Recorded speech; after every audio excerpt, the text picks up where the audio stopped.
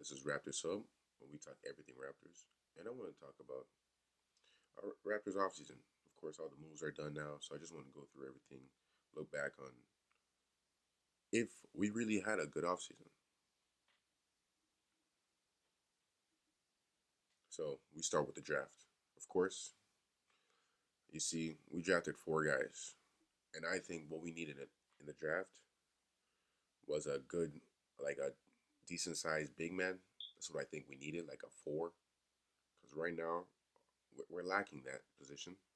We have a bunch of guards because we drafted Jacoby Walter, who's like a combo guard. I'm not mad at that pick. Of course, he had a very bad summer league, but I'm not mad at that pick. We have Jamal Shed that we got from the I think we got the trade from Davion Mitchell and Jalen McDaniels trade. But I just feel like if we traded for Davion Mitchell on draft night, why did we pick Jamal Shed? Even though he looks good, looks like a Fred VanVleet type of player, but I don't know. I like this Yuri Komchi guy or Chomchi. I don't know how to say his name. If he's from like the African nations like program, I like him. He looks like a Bruno Caboclo. You know, the 4 years before 4 years, what they used to say. I like that pick. But then we also have Jonathan Mobile. He's supposed to be the four that we drafted, like the big man that we needed. And it's not because of his build and his hair, but like he reminds me too much of Preston Chua. No three, pretty decent hands, can move. It's just that I don't think we need less shooting on our team. And if we're gonna take less shooting, we need more playmaking. That's what I think. In college, you just look like a Kenneth Faried type of build, and I don't know if we need that, especially if he's undersized. Overall, I give it a B minus. I would have liked to have drafted Tyler Smith. Honestly, I think he would have been a great. He looks like a combo forward, if that's even a position. But he looked. I think he would have been a better pick, especially when he fell to us late. I thought we should have got Tyler Smith, to be honest. But he went to the Bucks, and hopefully he does well at the Bucks. But I give it a B minus. Not the best, but I can't be mad at it. Then we look at our signings. We didn't really do that much signings, to be honest. Most of our most of what we did was we re-signed Scotty Barnes to that 270, was it? I think. Yeah, well, 225 up to 270. I like that because I think he's a cornerstone. I hope he got better this season because we're gonna need it because we're putting all of our eggs in the PBQ in that partnership. We signed Emmanuel quickly to a 225 or no 175. I like that honestly. I think he can average 20 points for sure in this league. He's a great scorer. He's a great passer. He's very quick. No pun intended. I honestly like him as a prospect, to be honest. I could see him having like a Darius Garland all-star type year, but I don't see him as an all-star, but I see him averaging like 20 and like 6 or 7 easily. We picked up the team option on Bruce Brown. Hopefully we could trade him during the season, him and Boucher or something like that. And then we re-signed Garrett Temple. I like it because a lot of people liked him as a rookie, as a veteran, and I like that. We need more guys that stay here for a long period of time because we have a bunch of new people coming in. And I like a little bit of stability, to be honest. A B plus. That's my grade. Give it a B plus. I like that we paid it quickly. I like that we didn't wait around. We made sure that he was a priority. I like that. Of course, Scotty Barnes, we did that very early too. And Bruce Brown, I think that he's a very tradable contract, especially when his last year was the. I think a team that's contending could for sure trade for him. Now the loss is in free agency. Jalen McDaniels, good riddance. I'm happy you're gone. As nice as I want to say it, he was so bad. Like, never seen someone play this bad on our team. We had DeMarre Carroll. And the trade that we because of the trade, we got back Davion Mitchell and a second round pick, who was I think Jamal Shed. I think that's what we picked for him. I mean, I'm not mad at it because honestly, I didn't think he had no trade value.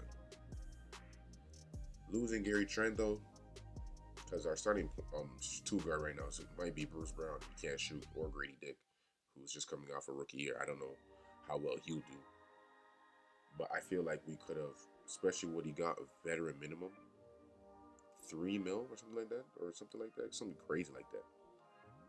I think that's so crazy. I think that the fact that we lost him and he signed to the Bucks for that cheap, like that cheap, I think that is an L. Of course, he was looking for 18 to 20 mil a year, and I think we offered him like 15. I still think we could have traded for him. I mean, I still think we could have kept him because I'm gonna be honest. Even though he was a streaky shooter, if you look at his numbers, it's actually not that bad. He wasn't. He's not a Terrence Ross bad because Terrence Ross was a shooter though, but he was inconsistent. He averaged like 40% for the three or something like that. He actually shot pretty decent. It was just inconsistency. It's sad to see him go because we traded him for Norman Powell, and the fact that it ended up just him losing in free agency is pretty tough. But what can you do? We didn't want to overpay for him, and I'm glad we didn't. But I still think that the fact that we waited so long and we were trying to pick up other people, we couldn't sign him because we had Sasha Shevchenko, something weird like that. Like we didn't have enough roster spots to sign him, but then Sasha left and he was already at the Bucks. But I think if we made him priority, we'd still be in the team. But I'm not mad at that. And Jordan Noir, I don't even know he's been picked up yet. He had good minutes for us. He was a pretty decent size too. But I think we already have people in that position. Him coming off the bench, he had some good playing time, but that's because we were trash last season. I don't think he would get playing time this year. Honestly, I give it like a B. I think really the rating is going to be a lot of B's, but I think it's a B just based on the Jalen McDaniels trade because Masai fleeced the Kings. I don't know why the Kings are so eager to get him. I get it, it's length, but from that season alone, it's crazy. But everything else, I mean, we didn't lose that much. Two-way acquisition. This is based on what we saw in the summer league. We have Brandon Carlson, who looks like a great player. I don't want to say he plays the game the right way because that's what they all say about white players, but he runs the floor. He's great defense.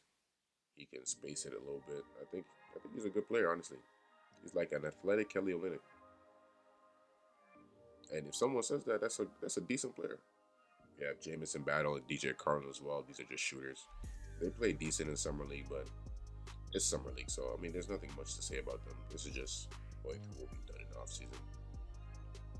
But now we got to look at our depth chart because honestly, from what we started, quickly, well, before free agency, quickly, Trent, Barrett, Scotty Barnes, Pirtle, Olynyk.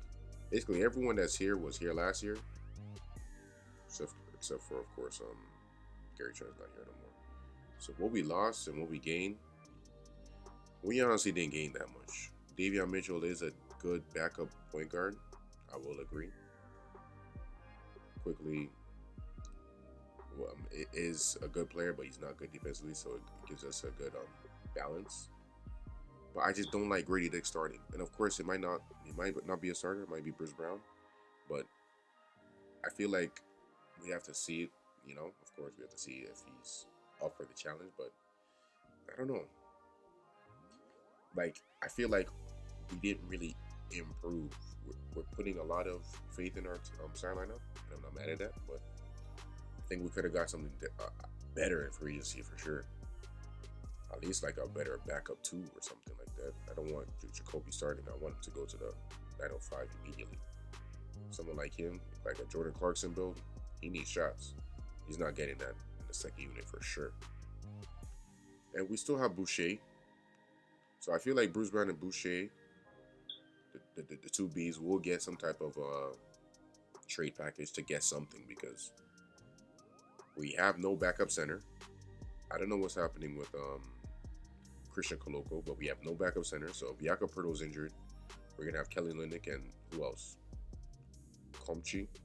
I'm not mad at playing him, but and we have Bruno Fernando. I mean, Bruno Fernando, actually, he's a serviceable big. So if Kelly Olynyk or one of them get injured, I could see Bruno Fernando putting a decent amount of minutes from the Hawks.